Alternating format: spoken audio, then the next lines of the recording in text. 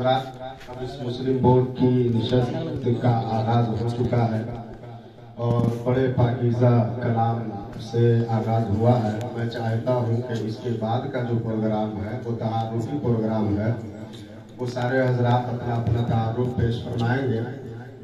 میں سب سے پہلے تعارف کے حوالے سے بات کرنا چاہوں تو مہمان خصوصی جو ہمارے اور آپ کے ہیں، حضرت پروفیسر ڈاکٹر محمد احمد رضا صاحب، جو کشمیر کے وادیوں میں اپنے علمی پانی سے وہاں کے پھولوں کو تازگی کا سامان بخش رہے ہیں، ان سے میری گزارش ہے کہ وہ اپنے حساب سے تعارف کریں۔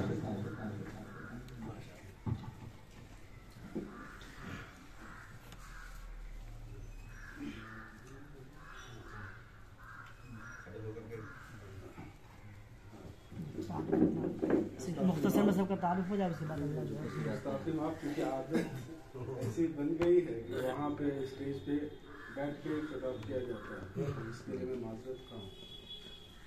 سب سے پہلے ڈگنیٹری آن دی اسٹیج حضرت مفتی محمد یوسف صاحب، جو ہمارے والد کے استاد رہے ہیں، ہمارے ڈائریکٹ استاد نہیں، ضمنی طور پہ استفادے کا موقع ملا۔ اور دوسرے معزز شخصیت جو ہمارے ساتھ تھے، مفتی شمس الحق خان صاحب اور دیگر علماء کرام، میں نام نہیں لینا چاہتا ہوں تاکہ وقت بچ جائے ہم سب کا۔ اللہ نے آپ کو خوب عزت سے نوازا، اس لیے ہمارے عزت دینے نہ دینے سے کوئی فرق نہیں پڑتا۔ جتنے بھی حضرات آئے ہیں، سب سے پہلے میں ان کو سلام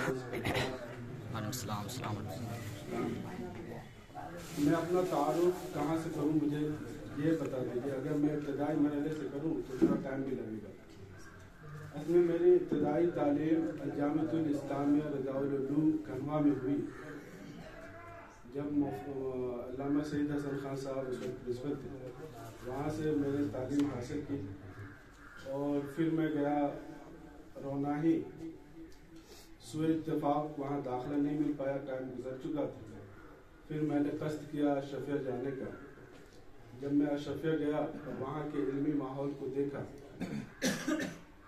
ایک لوگوں میں جو وابستگی تھی علم کے تئیں، جب میں نے وہاں دیکھا تو میں نے یہ قصد کر لیا تھا کہ یا تو تعلیم مجھے حاصل کرنی ہے تو اس ادارے سے کروں گا، ورنہ میں تعلیم کو یہیں پہ چھوڑ دوں گا۔ یہ بہت برا ارادہ میں نے کیا تھا، لیکن اس وقت جو میں نے ارادہ کیا تھا تو میں نے کیا تھا کہ یا تعلیم حاصل کرنی ہے یہاں سے، یا پھر مجھے تعلیم ہی نہیں حاصل کرنی۔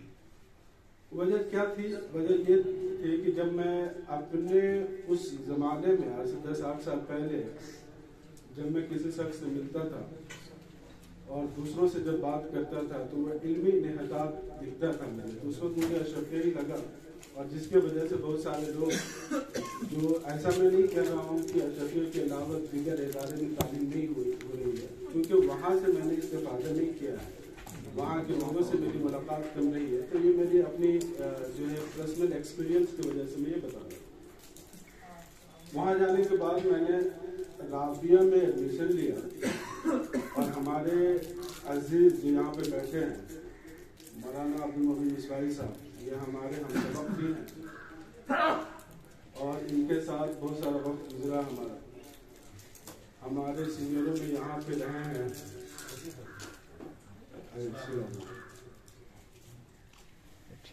مولانا عبدالعلیم مصباحی رحمۃ اللہ سینئر ہیں، اور مولانا منہاج وہ بھی ہمارے سینئر ہیں۔ ان لوگوں کے ساتھ جب میرا اٹھنا بیٹھنا ہوتا تھا اشرفیہ میں، تو ایک علمی ماحول ہوتا تھا۔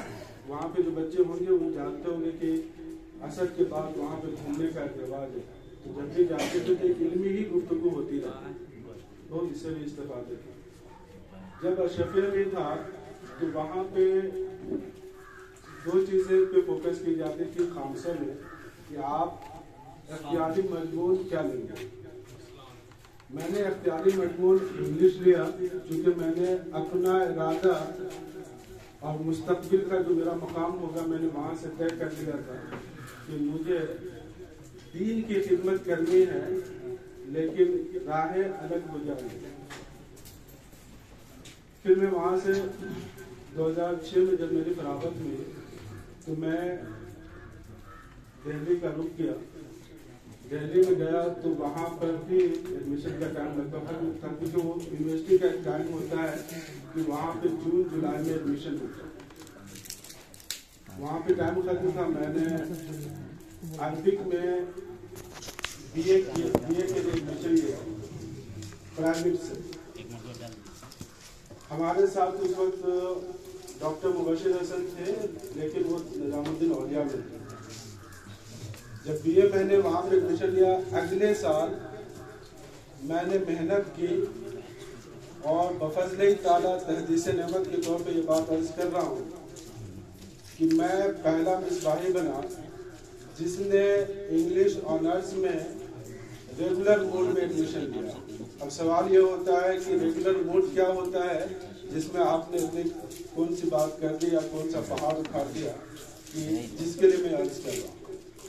ہوتا یہ تھا کہ زیادہ تر مدارس کے طلبہ جب وہاں جاتے تھے تو کچھ محدود مخصوص صوبے ہوتے تھے, اردو, عربک, اسلامک اسٹڈیز, اس میں وہ ظاہر داخلہ لے لیتے تھے اور اس میں آسانی سے داخلہ مل بھی جایا کرتا ہے.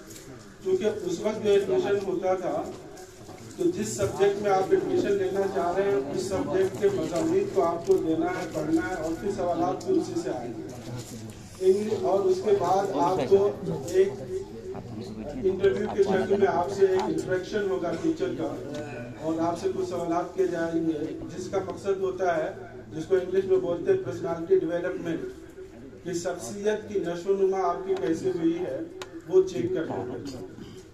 میں نے بھی انگلش آنرس کے لیے جب اپیئر ہوا ایگزام میں اس وقت 1600 بچے بیٹھے تھے جس میں سے صرف 50 سیٹ تھی.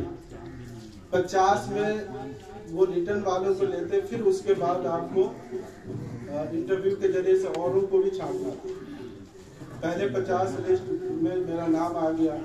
اس کے بعد جب انٹرویو ہوا تو اللہ نے اور کرم کیا اور میں فائنلی وہاں پہ سلیکٹ ہو گیا. یہ وقت تھا کہ جب ہمارے بہت سارے احباب نے ہمیں مبارکبادی دی تھی. اس کے بعد جب میں جامعہ ملیہ اسلامیہ سے بی اے کیا تو جامعہ سے میں بی ایڈ کیا. بی ایڈ کیا ہوتا ہے انڈیا میں, اگر آپ کو کسی ادارے میں پڑھانا ہے سرکاری گورنمنٹ اسکول میں جو کہ ہائی اسکول لیول کا ہو تو اس میں آپ کو ضروری ہے کہ آپ بی ایڈ کریں. اس کا فل فارم ہوتا ہے بیچلر آف ایجوکیشن, جس میں کیسے پڑھانا ہے بچوں کو وہ بتایا جاتا ہے.